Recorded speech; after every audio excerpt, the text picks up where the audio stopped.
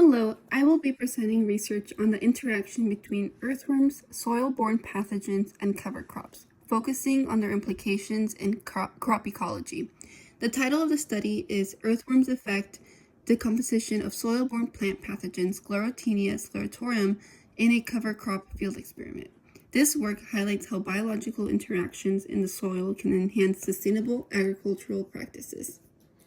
This research investigates how earthworms, specifically Lumbricus terrestris, impact the decomposition of Sclerotinia sclerotiorum, a soil-borne fungal pathogen.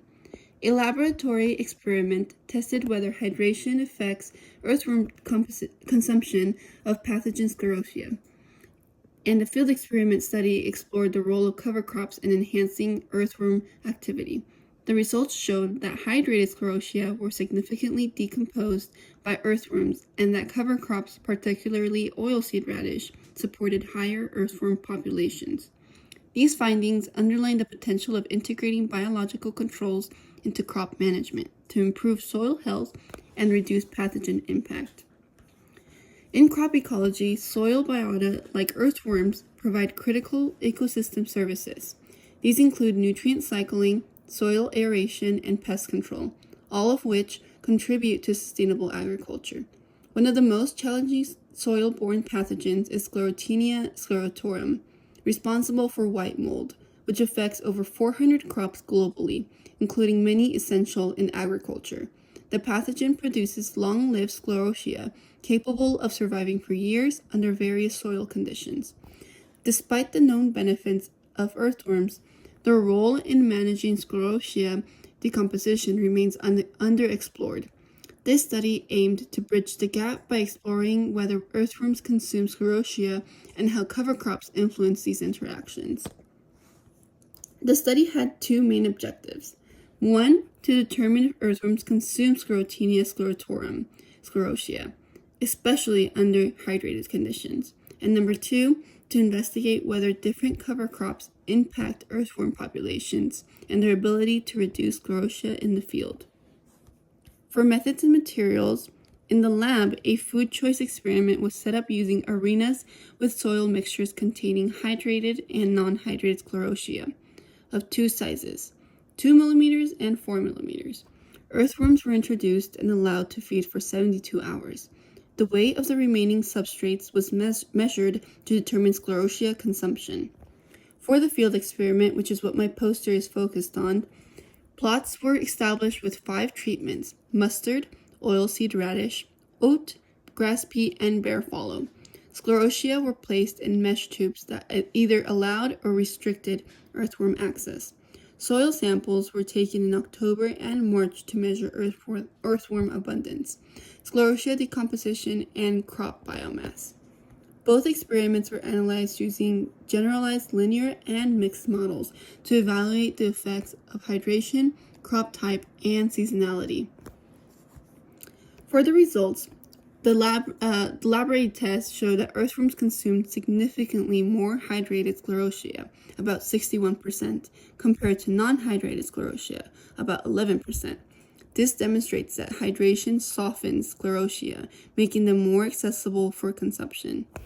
In the field experiment, earthworm abundance varied by crop type and season, but was unaffected by the presence of sclerotia. Oilseed radish supported the highest earthworm populations, with numbers peaking in March.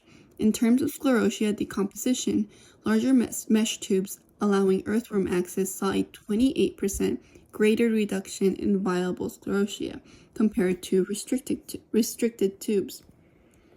The findings emphasize the ecological significance of earthworms in crop systems. By consuming hydrated sclerotia, earthworms reduce pathogen persistence in the soil. Cover crops play a critical role in supporting earthworm populations. For example, oilseed radish enhances earthworm abundance, indirectly contributing to pathogen suppression.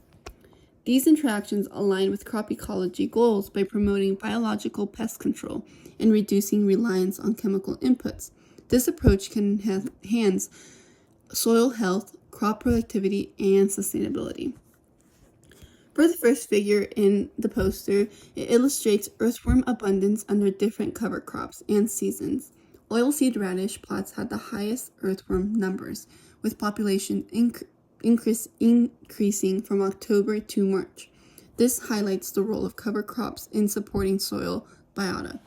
For the second figure, it shows that Sclerotia decomposition was significantly higher in larger mesh tubes, which allowed earthworm access. This underscores the role of earthworms in pathogen management. This study has several key implications for crop ecology. Soil biota, like earthworms, are essential for managing pathogens and enhancing soil health.